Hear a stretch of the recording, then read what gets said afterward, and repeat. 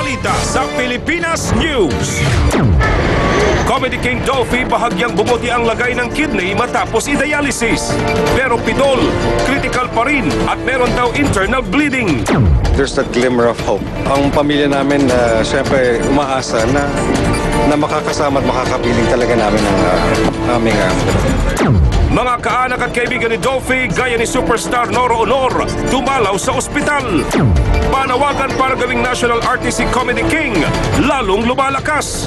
Pero anak ni Dolphy na si Rolly Quezon, hindi nga ba interesado? Parang late na kung kailan ganyan na, tsaka pa, di sana yung conscious pa siya. Iniindang sakit ni Pidol na chronic obstructive pulmonary disease. Saan nga ba nakukuha? Alamin! Tangkang pagnanakaw sa isang cellphone sa tindahan sa Divisoria, sa pool sa CCTV. Kabatan, nagtagumpay kaya? Mga may-ari ng bisikleta at may alagang aso sa Pasay, may ekstrang buwis na babayaran. Para saan naman daw kaya yan?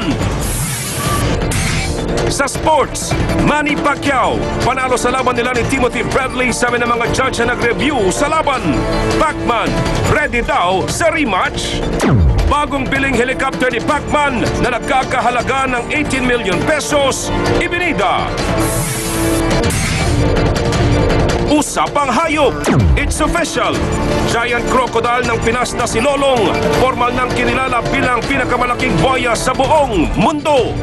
Pagkasunog ng tuta sa Amerika, iniimbestigahan kung aksidente lang o sinadya.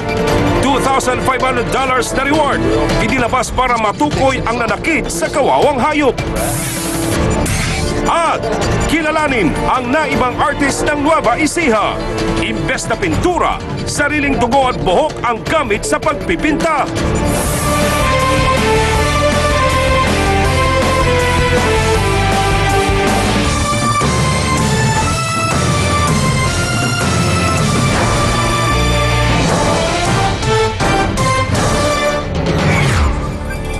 Isang gabing puno ng balitaan. Ako po si Paolo Bediones. Mula sa iba't ibang sulok, hagip bawat anggulo. Ako naman si Cherry Mercado. Ito ang Pilipinas News. Critical pa rin si Comedy King Dolphy, pero kumpara kahapon, bumuti na raw ng kaunti ang kanyang lagay ngayon. At dahil po dyan, sumalang na sa dialysis ang hari ng komedya para maagapan ang pumapalyan niyang kidney. Maghapong nagbantay ang media sa Makati Medical Center. Lahat nag-aabang ng impormasyon tungkol sa kondisyon ng hari ng komedya na si Dolphy. Naging critical kasi ang lagay ni Pidol kahapon dahil sa pagpalya ng kanyang kidney. Bago magtanghali, ibinalita ni Eric Quezon na bahagyang bumuti ang lagay ng kanilang ama. Nakaihi na raw kasi si Dolphy. Senyales na gumagana ang kanyang bato. Pasado alas 6 ng gabi, humarap sa media si Eric. Magdamag daw na naging maganda ang vital signs ni Pidol. Bahagyang tumaas ng kanyang blood pressure at isinailalim din ito sa dialysis kanina. Malaki raw ang naitulong ito sa pagganda ng kondisyon ni Dolphy. Somehow nag-improve yung kanyang kidney. Bumaba yung creatine sa kidney niya, no? Nagawa rin daw imulat ni Dolphy ang kanyang mga mata. Tumingin siya sa paligid. At maganda lang doon, siyempre, natuwa ang mga kapatid ko, kaming lahat, dahil alam namin na nadidinig niya kami. Ito raw ang pinakamatagal na oras sa naging stable ang lagay ni Dolphy. There's that glimmer of hope. So, ang pamilya namin, siyempre, umaasa na makakasama at makakapiling talaga namin ang aming magulang. Pero critical pa rin ang kondisyon ni Dolphy, lalo't nagkaroon daw ng hemorrhage o pagdurugo sa loob ng kanyang katawan. There is hemorrhaging. Inaalam pa namin yung kung saan ang gagaling ito. Magpapatuloy raw sa dialysis si Dolphy hanggat kaya niya. Muli namang humihingi ng dasal ang pamilya Quezon para sa kanilang padre di pamilya. I really believe in the power of prayers. Alam namin na talagang merong miracle na nangyayari.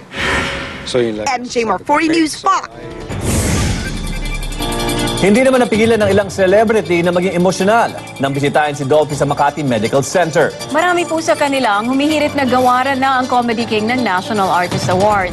Makibalita po tayo sa latest sa lagay ni Dolphy mula kay Laila Chicadora live sa Makati Medical Center. Laila?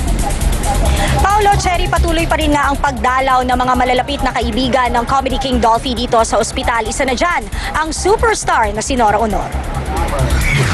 Naging emosyonal si Ate Guy nang makita ang kumparing nakaratay sa ICU. Si Dolphy kasi ang tumatayong ninong sa anak nila Nora at Christopher De Leon na si Ian.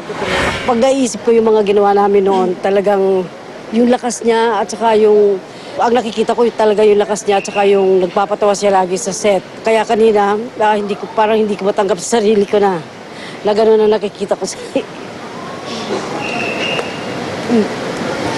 na gano'n na nakikita ko sa kanya. Nalungkot din ang concert comedy queen na si Ai de las Alas matapos bisitahin ng Comedy King. Siyempre po, mahal na mahal natin ang Comedy King. Mahal na mahal po siya ng industriya. Magdasal po tayo for him.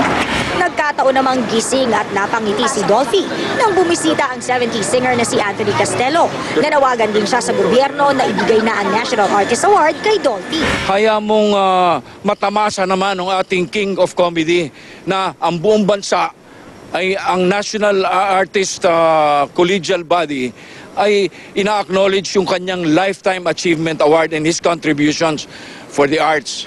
Sinabi naman ni Quezon City Vice Mayor Joy Belmonte sa isang text message na ipapangalan kay Dolphy ang pinakamataas na award sa kauna-unahang Quezon City Film Fest sa Disyembre. Sang-ayon dito ang dating direktor ng TV show ni Dolphy na John and Marcia. It was Mandolfi who started to put value sa mga comedian. Everything stopped every Friday because everybody was watching John and Marcia. Nagpaabot din ng bulaklak at sulat ang Akap Bata Party List bilang suporta kay Dolphy. Paolo, Cherry, kabilang sa mga bumisita ngayong araw ay si Cesar Montano, Carmi Martin, Liza Lindogan, Lotis Key at si Pokwang. Inaasahan si Matutina ay darating din ngayong gabi at si Smokey Manaloto ay kapapasok-pasok lang sa loob ng ospital. Pero bago yan, siya ay nakapanayam natin at sabi nga niya hindi siya sumusuko na isang araw ay magkakasama pa rin siya at ang Comedy King sa isang proyekto. Yan muna ang latest ito, Paolo o Cherry.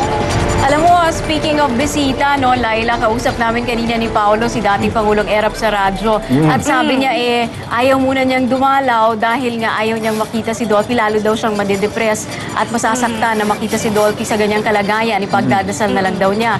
But speaking of guests, paano ba ang pagtanggap nila ng mga guests dyan para sa gustong dumalaw kay Dolphy? Actually, Paolo, Cherry, yung kwarto kasi hindi kaya lahat ng mga bisita. So, one at a time, kung merong papasok, sisiguraduhin malinis, naka-mask, at saka papasok, merong isang lalabas. Kasi nga, hindi ganon kalaki yung kwarto na yung ICU ni Tito Dolphy. And kung hindi man, kung sa tingin nila talagang hindi kaya, yung curtain, according sa mga bisita, binubuksan daw yon yung curtain ng ICU at doon na lang nila sinisilip or view si Tito Dolphy. Kanina nga, yung isang party list na dumalaw, hindi man daw sila nakapasok sa loob ng ICU, nakita daw nila si Tito Dolphy and may pari daw